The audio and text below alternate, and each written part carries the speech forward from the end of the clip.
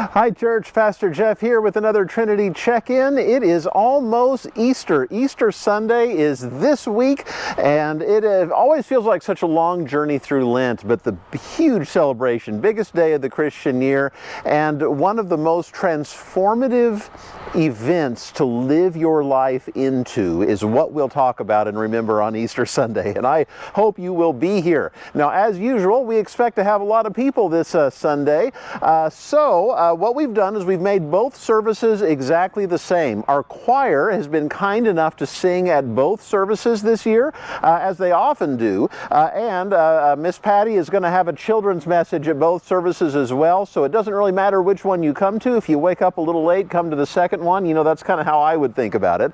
But I do hope you'll come, and I hope you'll bring a friend too, because you know, people who don't go to church very often, people who are uncomfortable, who just don't know what it's like, they're more likely to come on a week like Easter or maybe Christmas Eve. But what makes them even more likely to come is if somebody they know invites them. So think about who in your life you might be able to invite.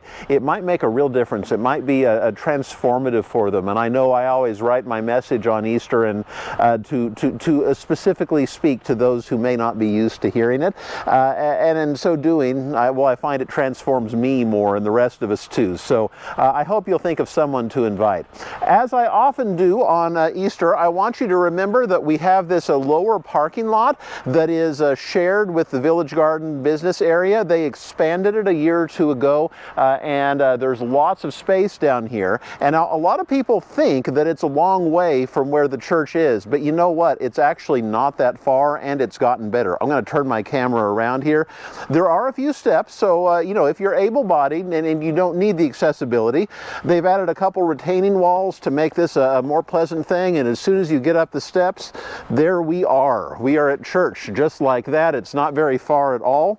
While I'm walking across here, though, I want to thank everybody who's turned in their pledges for the Prepare the Way campaign as we look to build a sanctuary.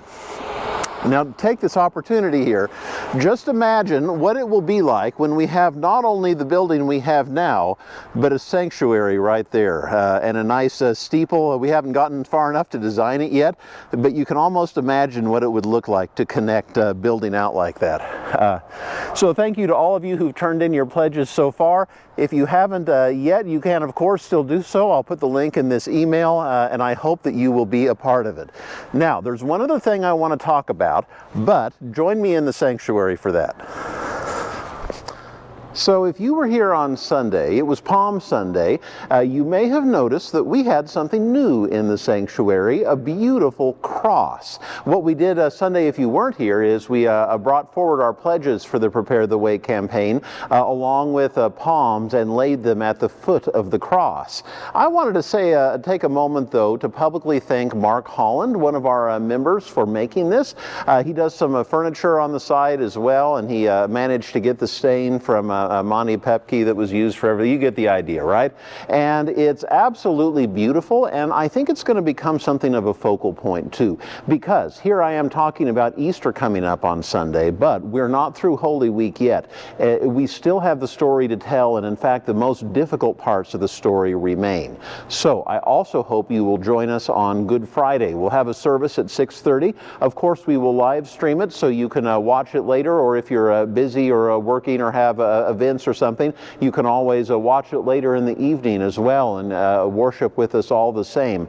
But that's when we walk through the reality of the cross that gets us to Easter. It's when we go through that difficult part of the story that reminds us that, that even the worst thing is never the last thing, that even when we have to walk through difficult times, we know that Christ walks with us, and that's part of what makes Easter Sunday so remarkable.